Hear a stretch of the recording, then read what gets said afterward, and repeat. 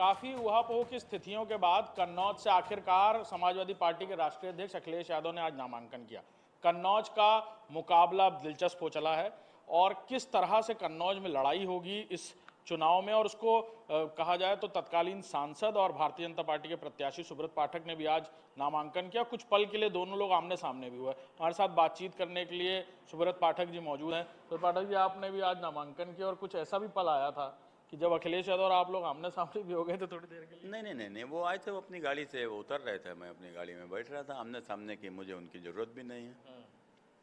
अब आपने चैलेंज किया था कि अखिलेश यादव चुनाव लड़े तब तो कोई बात है, बाकी जिनको भेज रहे हैं तो वो आ भी गए चुनाव लड़ने के लिए। नहीं, हमने चैलेंज इनको इसलिए नहीं किया था। हमने इनको एक सलाह दी थी। हमने, अखिलेश जी, आप यहाँ किसी को भी लड़ने भेज दोगे, क्योंकि इनको घमंड था कि हम किसी को भी लड़ने भेज देंगे सुब्रत पाठक को हरा देगा। तो कुल मिलाकर खैर ये इनका घमंड तब टूटा जब इन्होंने तेज प्रताप की टिकट घोषित कर दी। उसके बाद इनको पता चल गया कि तेज प्रताप की जमानत भी नहीं बचेगी और समाजवादी पार्टी खुद ही मेरे साथ पूरी खड़ी हो जाएगी यहाँ। तो उनको जब ये बात समझ में आई तो बेचारे डर के फिर खुद आ रहे हैं। अब मैंने बोला भी था कि समाजवादी पार्टी का अस्तित्व बचाना है तो अखिलेश को आना ही होगा। वो आए। ये कहा जा रहा है कि कन्नौज में जिस तरह की राजनीति अखिलेश यादव करते आए, आज उन्होंने एक फोटो भी पोस्ट की। जब वो पहली बार यहाँ नामांकन किया था वो बहुत पुरानी फोटो पोस्ट कर रहे थे, तो कहीं ना कहीं बताने की कोशिश कर रहे हैं अखिलेश यादव यहाँ पर आकर कि वो जो पुराना दौर था वो वापस ले आएंगे और आपके खिलाफ एक दूसरे तरीके की रणनीति शुरू करने की कोशिश समाजवादी पार्टी। हाँ देखो, वो एक अपना दौर बता रहे हैं कि जिसमें इनके दौर में आने के बाद में यहाँ सांप्रदायिकता हावी हो गई थी। गुंडे माफियाओं ने पूरी तरीके से कब्जा कर लिया था। गरीब की ज़मीनों पर कब्जे होते थे, मर्डर होते थे, हत्याएं होती थीं, बलात्कार होते थे। उसके बाद में किस प्रकार से चैन स्नैचिंग, लूट, तो डकैती, ये आए दिन की स्थिति थी और दंगे होते थे। और ख़ासकर एक विशेष संप्रदाय के द्वारा एक साजिश बस किए गए दंगों में और हमारे समाज के कितने लोगों को अपमानित होना पड़ता था। कभी मंदिरों में हड्डी फेंकी जाती थी, टट्टी फेंकी जाती थी, ताजिया के जुलूस में बाज़ारों में हमले होते थे, मंदिरों के ऊपर आक्रमण किए जाते थे और किस प्रकार के दुर्गा विसर्जन यात्रा पर भी हमला होता था, रोक दिया जाता था। तो ये सब होता था कन्नौज में, हम सब ने देखा है। यहाँ के ऊपर जो उसके खिलाफ ही हम लोग यहाँ पर संघर्ष किए हैं और उस संघर्ष के कारण से जेल भी जाना पड़ा। अखिलेश जी ने झूठे मुकदमे भी लगवाए, जेल भी भेजने का काम किया। तो एक लंबे समय तक यहाँ के ऊपर अखिलेश के आने के बाद जो कुछ यहाँ गुंडा राज हावी हुआ लोगों ने देखा है और शायद यही कारण है कि इनको पूरी तरीके से इनका सफाया कर दिया है। समाजवादी पार्टी से लोग नाराज हैं। आज उनसे पूछा गया, कहा गया नवाब सिंह यादव घर नहीं जाएंगे आप या किसी और के घर नहीं जाएंगे, उन्होंने कहा तुम चाटुकारिता मत करो, इस तरह की बातें। ये सारी बातों के पीछे क्या है? एक माहौल सा तैयार है अखिलेश यादव के खिलाफ, शायद डर रहे थे वो इसीलिए चुनाव लड़ने से यहाँ पे। देखो, अखिलेश यादव का अपने लोगों के प्रति ही अच्छा व्यवहार नहीं है। वो दुर्व्यवहार करते हैं लोगों से। मुझे ऐसा उनके ही लोगों के द्वारा पता चलता है। तो कुल मिलाकर जो व्यक्ति, कोई नेता, अच्छा होता क्या है कि मुलायम सिंह जी ने पार्टी को बड़ा मेहनत से और तपस्या करके बनाया।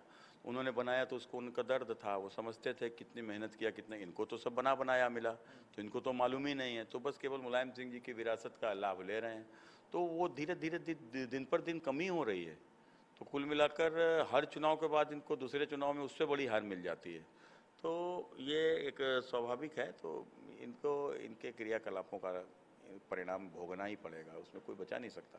आपको जब पता चला कि अखिलेश यादव आ रहे हैं नामांकन करने, बड़ी स्क्रिप्टेड जैसा कुछ लग रहा था कि पहले, क्या आपको लगता है ऐसा कि तैयारी की गई कि पहले माहौल बनाया जाए फिर बाद में अखिलेश यादव आएंगे चुनाव नहीं, लड़ने? माहौल तो वो लगातार 2.5 साल से बना रहे हैं। उनको ने भैया आ रहे, भैया आ रहे, भैया आ रहे, तो हम तमाम उनके कार्यकर्ताओं ने भैया आ रहे, भैया आ रहे, मतलब जैसे नहीं कि मतलब भैया आ रहे तो हम लोग डर जाएंगे। हमने भैया आ रहे को भेड़िया तोड़ने ना आ रहे भैया।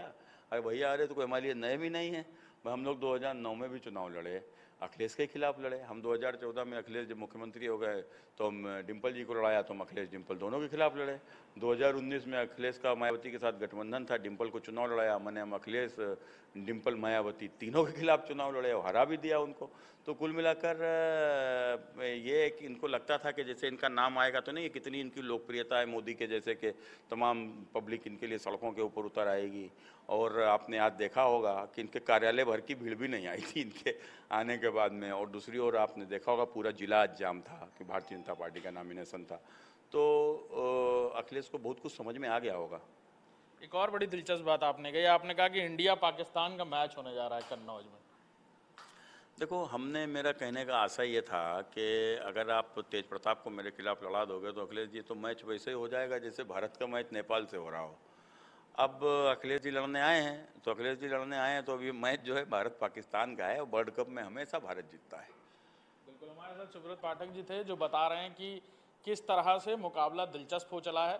तमाम बातें उन्होंने बताई कि कैसे यहाँ पर लोकप्रियता कम होती रही और 2.5 साल से ये सारी बातें चल रही थी, लेकिन उन्होंने खुद कहा कि हाँ, वो चाहते थे कि हाँ, सामने से अखिलेश यादव आकर चुनाव लड़ें, मुकाबला दिलचस्प होगा, चुनौतीपूर्ण होगा और तभी अच्छा भी है किसी नेता के लिए जब सामने वाला नेता भी उतना ही गद्दावर, उतना ही कद का हो। तो देखना होगा कि क्या कुछ होता है, कन्नौज की जनता किसके सर पर ताज रखती है। हमारे साथ बातचीत करने के लिए सुब्रत पाठक जी थे अभी। कैमरामैन अरशद के साथ अभिषेक सिंह, इंडिया न्यूज़, कन्नौज।